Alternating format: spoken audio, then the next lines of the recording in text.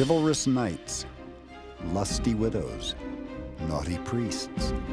Spanning roughly 1,000 years, the Middle Ages burst forth with colorful characters who represented the many faces of medieval sexuality. On the one side, you have this notion of the Middle Ages as a repressive period when the body was denigrated, feared and loathed. And on the other side, you have this kind of bawdy Middle Ages, sort of the age of free love and a natural sexuality. Between these two extremes emerged codpieces, talking penises, and a new concept of virginity.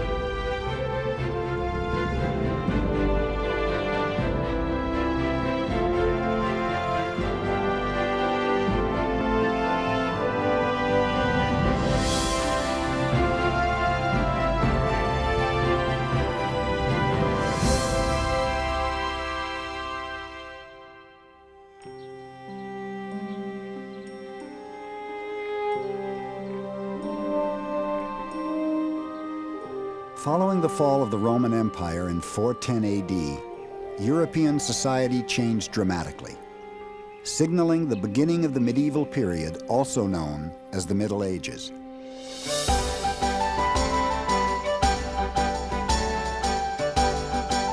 This era developed from a blend of influences: ancient Roman beliefs, the values and ideas of the Germanic peoples, and perhaps most importantly, the rise of the Christian Church. Each of these groups brought with it a unique vision of sex. The Church's beliefs about sex and its proper place in society found their genesis in the biblical story of Adam and Eve and their fall from grace in the Garden of Eden. They believed that before humanity had been cast out of the Garden of Eden, that sexual intercourse was a perfectly natural experience, and it was also one governed completely by reason. So rather than an act of passion, it would be more likened to scratching an itch. After that fateful bite of the forbidden fruit, everything changed. In the Church's eyes, men and women were seen as animal-like, with uncontrollable sexual appetites, incapable of restraining their lustful cravings. At the same point, however, sex had been invented in the Garden of Eden. It was a gift of God, so it couldn't be completely bad. The Church's own conflicting beliefs about sexuality were best exemplified in the debate between the merits of marriage and celibacy. St. Augustine was one of the founding fathers of the Christian Church, and himself had vacillated between a life of sexual indulgence and one of celibacy. He continued to waffle on the topics of sex and matrimony in his 4th century writings. Augustine says marriage is perfectly legitimate within the Christian community, not just for raising children, but also for friendship between the husband and wife. But in those same treatises, he makes clear that marriage is second-class status, and that the really serious Christians are called by God to a life outside of marriage. Most people weren't prepared to live a life of celibacy, however. Eventually, the medieval church reached a compromise on the question of marriage and sex. Men and women could have intimate relations within the confines of matrimony, but only for procreation. Even priests were allowed to marry and have children, although monks and other church elders exercised their own passions by denouncing this lifestyle and sex in general. Beginning in the 6th century, the church attempted to address the carnal peccadillos of its flock with the books of penitentials. These texts listed numerous sins along with their correlating penances. A large concern in all of these penitentials is with sexual activity. And these penitentials give us incredibly graphic breakdowns of what kinds of sexual acts are considered sins and what penances are being performed. Just as it is more abominable to mix with a mule than with a male, so it is a more irrational crime to mix with a male than with a female. To sin with a blood relative and a nun are equal crimes. Therefore, the law of Moses lays down the death sentence for those having sexual relations with a mule and with a male, and with a blood relative. The panoply of sins listed in the penitentials included homosexuality, adultery, fornication, masturbation, bestiality, even nocturnal emissions. In the 11th century, the German bishop Burchard of Worms wrote a penitential castigating the use of dildos. Have you done what certain women are accustomed to do, that is, to make some sort of device or implement in the shape of the male member of a size to match your sinful desire? If you've done this, you shall do penance for 5 years on legitimate holy days. One of the great curiosities, I think, about medieval sexual theology is that it's always written by people who are supposed to be celibates. And in some cases, we can see that they didn't know what was going on, or that they had to learn about it in indirect ways. My own view is that it's partly that they learned of these things in confession, but also partly that they spent a great deal of energy imagining all the possible combinations that could happen. The Church's influence continued to expand across Europe. And by the 8th century, the continent was consolidated under one religion. Nevertheless, there was no centralized government or army, and much of the general population was vulnerable to attacks from foreign invaders. During the 10th century, Vikings raided large areas of Europe, including what is now known as France. There's one incident that we know of in which a group of nuns was threatened by marauding Vikings. And in order to try and make themselves so unattractive that they would not be raped, these nuns slit their noses. They literally cut their noses off their faces. You might say that this is the beginning of that old adage, to cut off your nose to spite your face. Well, here were women who really would disfigure themselves in order to protect their virginity. By the early 11th century, such horrible raids had ceased, and a new order was emerging, the feudal system.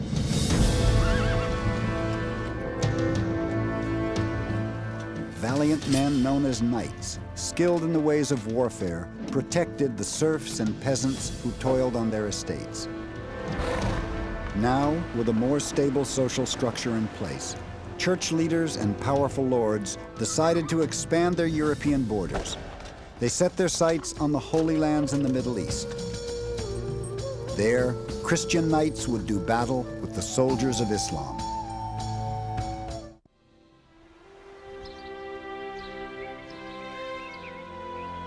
In the late 11th century, with order restored in Europe and a more centralized form of government in place, wealthy lords and the church turned their sights toward the Holy Lands. The call went out from Rome initially to gather the forces of Christendom to liberate the holy city of Jerusalem. And the nobility responded, especially these great aristocratic warriors.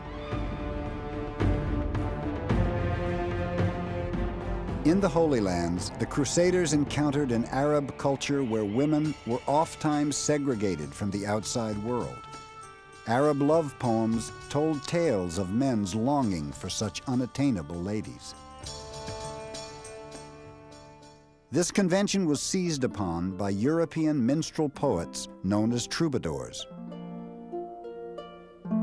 Never could anyone imagine her body, neither by wanting or wishing, nor by thinking or meditating. Such joy cannot find its equal, and if someone wanted to praise it well, he could not achieve it in a year. The object of a troubadour's affection was always a woman who was untouchable, because she was either married or of a superior social class. Her name was never uttered by the lovesick minstrel.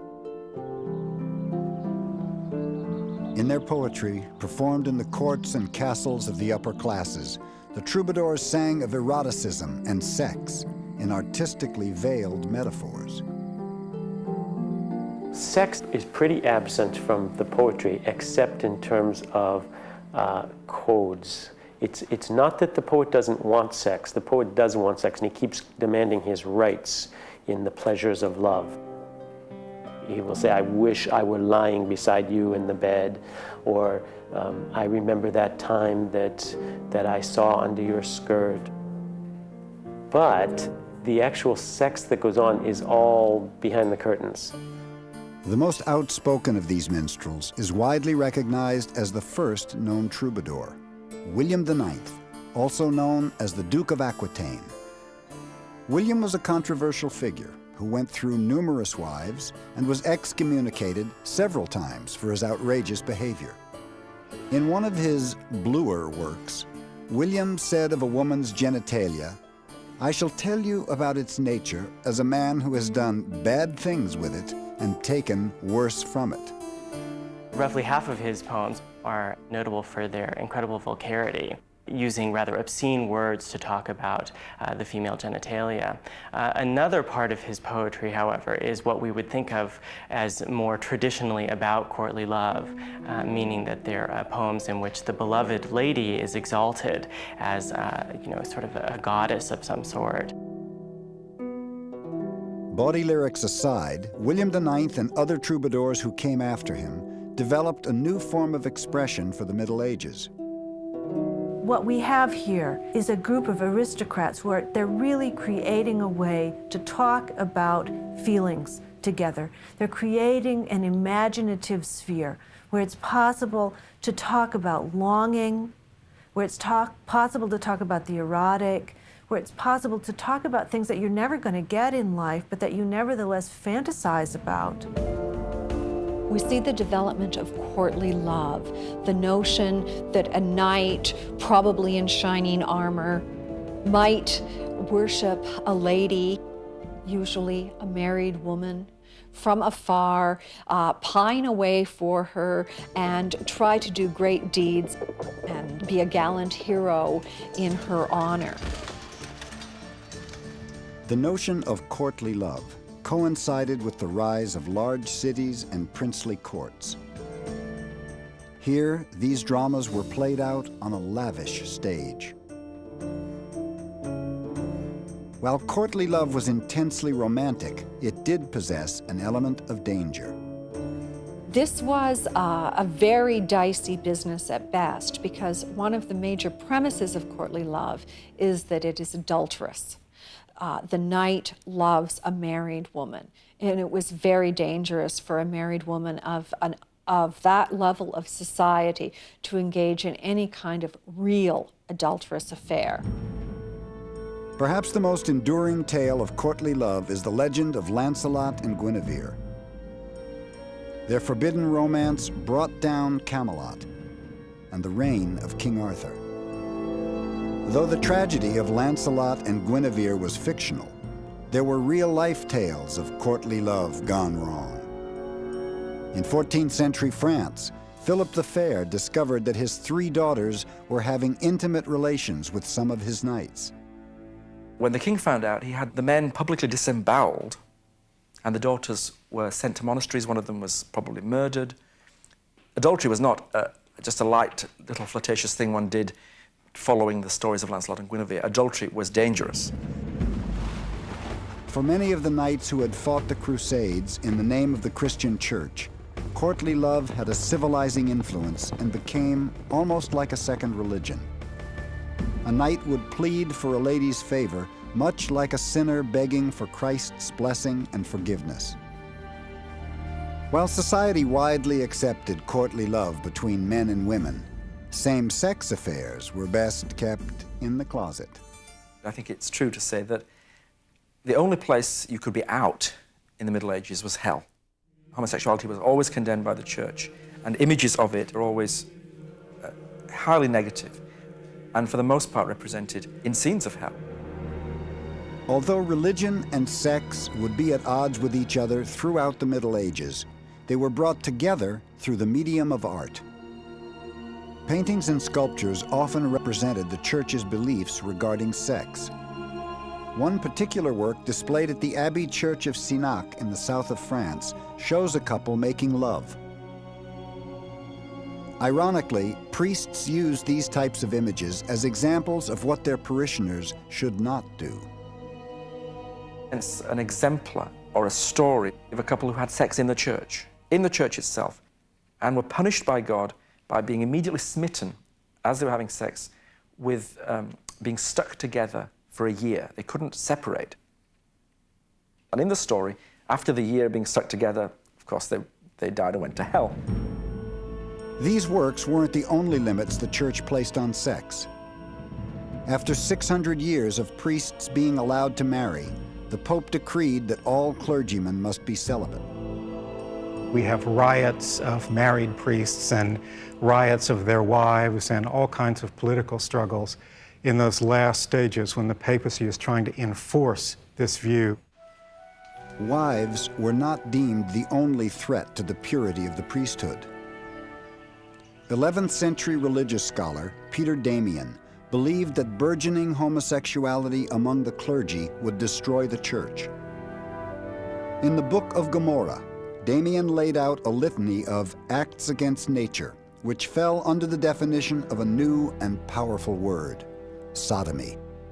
Peter Damian says sodomy means solitary masturbation, mutual masturbation, copulation between the thighs, copulation in the rear, as he says. This last phrase was so distressing to his readers that it was regularly cut out of medieval manuscripts. You can see a growing preoccupation with regulating sexual matters that leads to the creation of bureaucracies, of police networks for enforcing sexual morality. As the High Middle Ages approached and the church grew more powerful, sex would become as much a tool of oppression as a source of pleasure. At the same time, an especially randy sexual society was emerging in the fast-growing cities of Europe.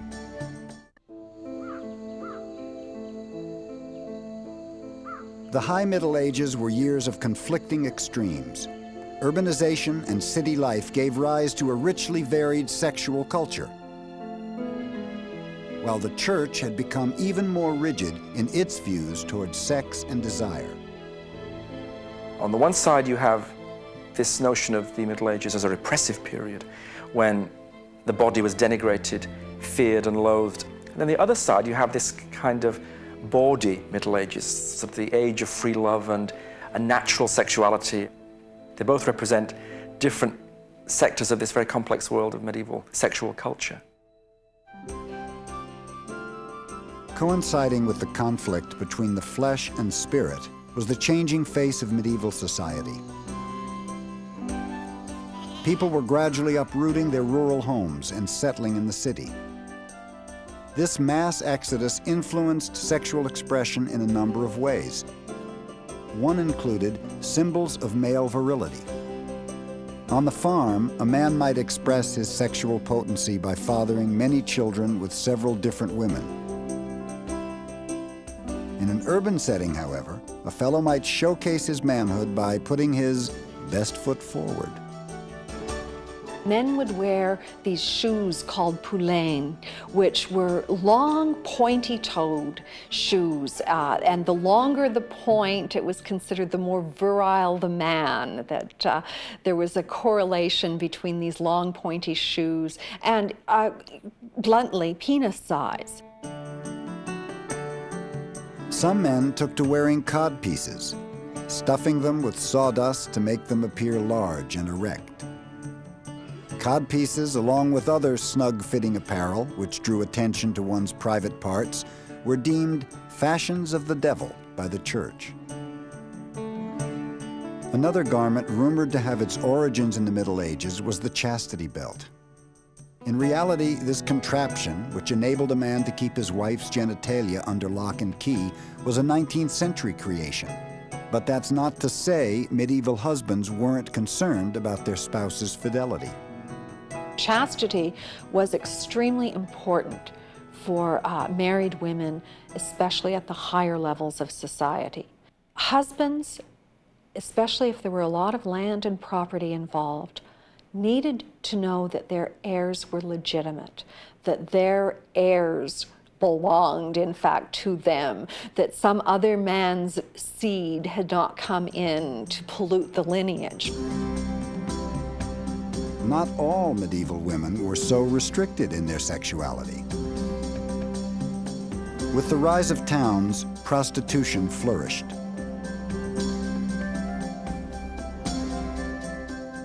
Unlike small villages, the bustling city offered a working girl the freedom to ply her trade in anonymity. In busy medieval communities, prostitution was regarded as an honest and essential profession. Prostitution represented a safety valve.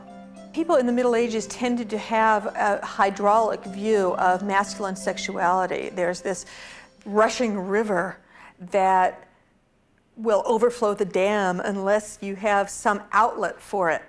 And the authorities were worried that if there wasn't some outlet for the male sex drive, there would be adultery, there would be rape, there would be homosexuality, all kinds of unacceptable behavior.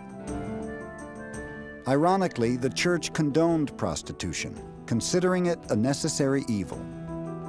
This point was articulated by St. Thomas Aquinas, who likened prostitution in society to the sewer waste pipe in a palace. It's not very attractive. You don't want to make your sewer the center of your interior decoration, but if it isn't there, then your whole palace is going to fill up with filth. Despite his grudging acceptance of prostitution, St. Thomas Aquinas had expanded the definition of sodomy to include lesbianism and all sex acts other than vaginal intercourse. Even sex within marriage, with the woman on top, was considered a sin. Church and civil courts began prosecuting sexual sinners in the 12th and 13th centuries. The penalty for sodomy, in its myriad forms, was the most severe. In theory, the crime of sodomy was punishable by death in any number of ways, very frequently involving mutilation, followed by burning at the stake, hanging, in the case of clergy, putting them in a suspended cage so that they would starve to death. These conservative sexual beliefs were satirized in the literature of the day. In the Canterbury Tales, written by Geoffrey Chaucer, the bawdy wife of Bath defiantly challenges the value of virginity. And in fableaux or dirty fables, talking penises often found themselves in over their head. One of them is the story of a penis that's put on trial because it seduced a young woman. And it's found guilty of this seduction and is going to be cut off from the young man to whom it belongs. When the young woman who has been seduced comes over to it, and when it sees her, it stands up, and then she says, "Oh, it's far too nice, you can't do this to it." And so it is spared. Among the most popular satires reflecting the peasant culture were the German mother-daughter poems. In one of these lyrics, a lusty widow is chastised by her daughter for her brazen sexual appetite. The daughter accuses her mother of being too old for such antics, to which the older woman replies, "That's nonsense. Even if I'm old, I've got lots of money. And if a young man comes forward who can shake me at night like a warped door so that my teeth rattle in my mouth, he won't stay poor." During the High Middle Ages, graphic sexual imagery could be found in the most unexpected places. I think I found what must be one of the earliest examples of cunnilingus in medieval art. It's the margins of a manuscript which in the top edge shows a man going down on a woman. Simultaneously, a big bird is entering his anus with its beak. What makes this image the most radical and most fascinating is that it's in the margins of a book of hours, a prayer book. While prayer books were used for the upkeep of the soul, health treatises, with origins dating back to Aristotle and the Greeks, offered advice on everything from brushing one's teeth and hair to maintaining an all-important balance in the body. It's very clearly stated that intercourse for a man was fundamental to maintaining health. Actually for women too. Women had to maintain a certain friction. They needed it just as a man needed to release his seed frequently in order to maintain this humoral balance.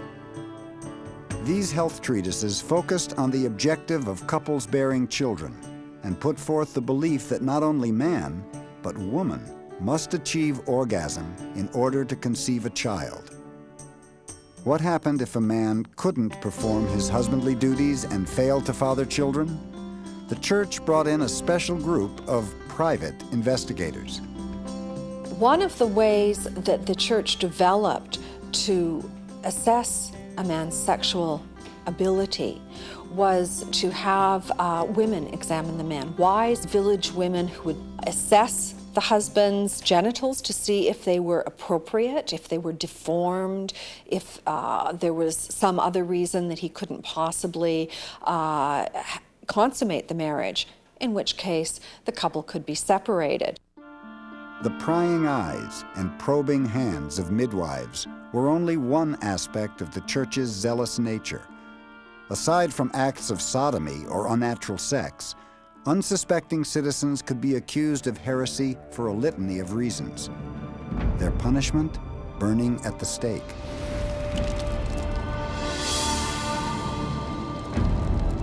In the 15th century, Spain began its infamous Inquisition. Spurred by the fervor of religious passion, this relentless campaign of moral chastisement would travel across the Atlantic, where the Spanish would encounter the exotic and ancient civilizations of the Americas, the Aztecs and Mayas.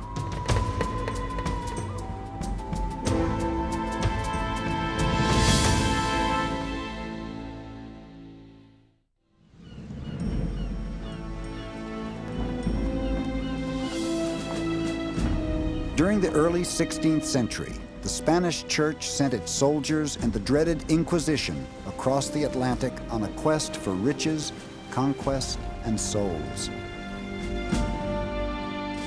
In 1511, in what is present-day Mexico, the Spanish encountered the Maya.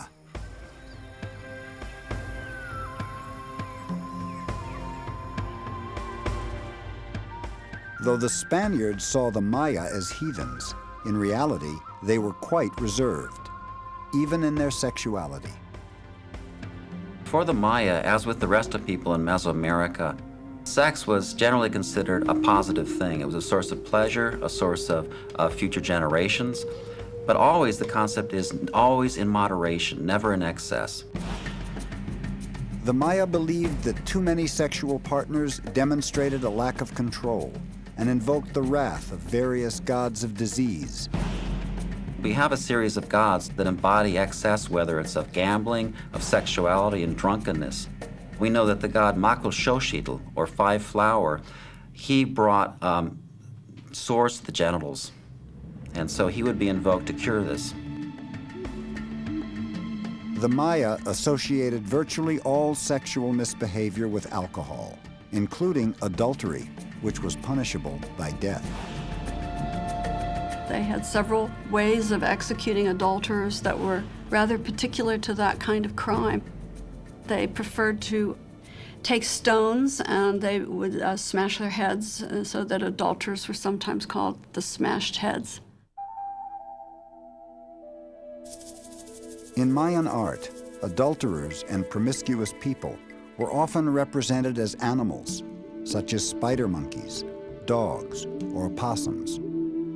creatures which were seen as having no self-control or decency. Another animal that played an important role in Mayan sexuality was the stingray, or more specifically, its sharp spine. This was used in fertility rites that were rather prickly affairs. This would be used to pierce the penis, and then the blood would be then sprinkled onto paper, then burned. One of the rites we know in Yucatan is that they would not only pierce the penis, but then they would take a rope and pass it through the wound, and then tie it to the next person, and then engage in a penitential dance in a way of offering blood. Among the gods the Maya hoped to appease with their blood sacrifices was the androgynous maize god, who was depicted wearing a skirt but was surrounded by exotic, nude women. In Mesoamerica, very commonly corn is thought of as two ways, both male and female. And in part, it's because corn has a nurturing, life-giving aspect for food, like a woman's breast. But also, it's fertilizing. You plant it in the earth, and it's like semen.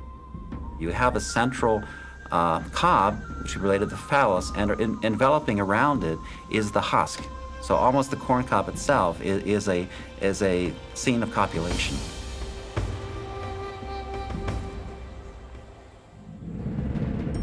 The Spanish had little interest in pagan gods or gender-bending vegetables. Their primary concerns were the quest for gold and the utter domination of the Americas. They conquered the Maya by the mid-16th century, then set their sights on the proud and powerful Aztec Empire.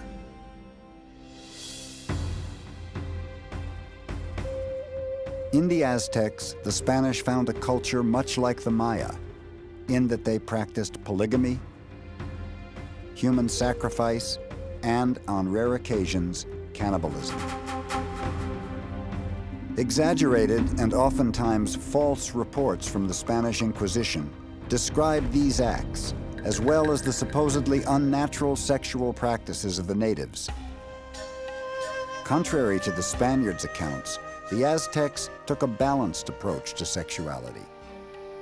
One of the admonishments that fathers give to the sons is control your sexuality. They describe it, if you have too much sex, it's almost like a maguey plant.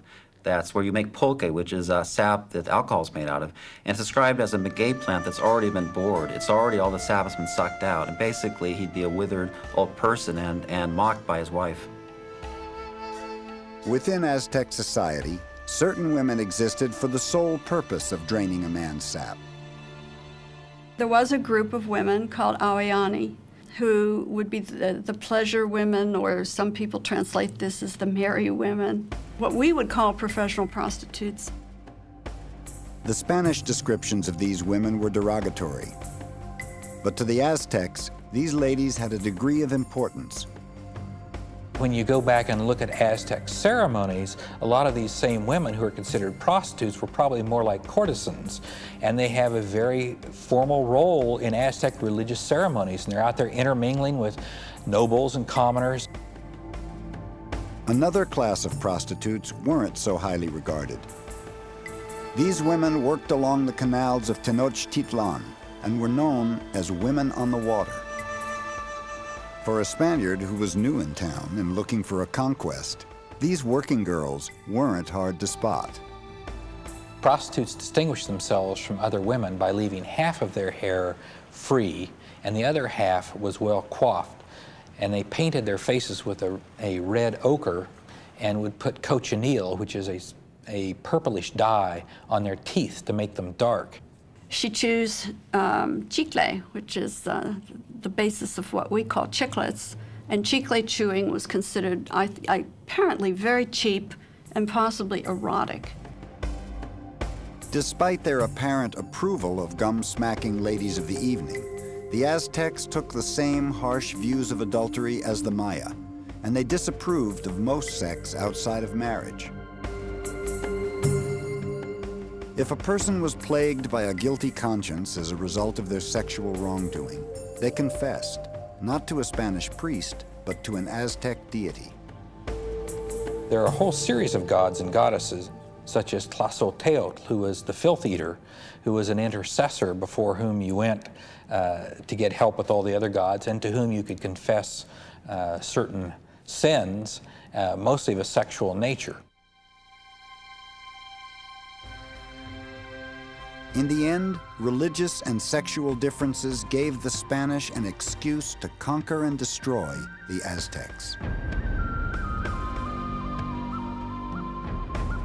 One of the more common charges that the Spanish leveled against the native peoples of the New World in many areas is that they were sodomites, that they engaged in unnatural forms of sexuality. But very often this was a way to give excuse or reason for conquest.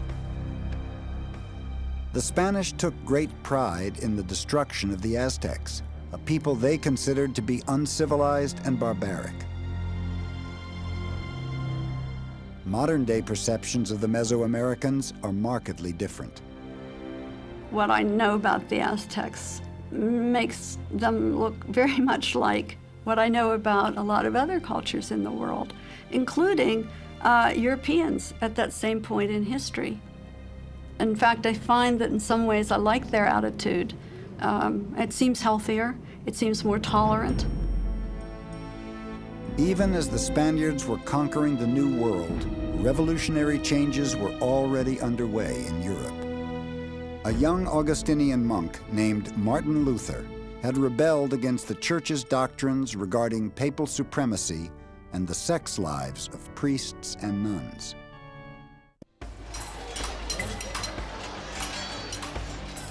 Prior to the fall of the Eastern Church in 1453, a new movement was gaining momentum, the Renaissance.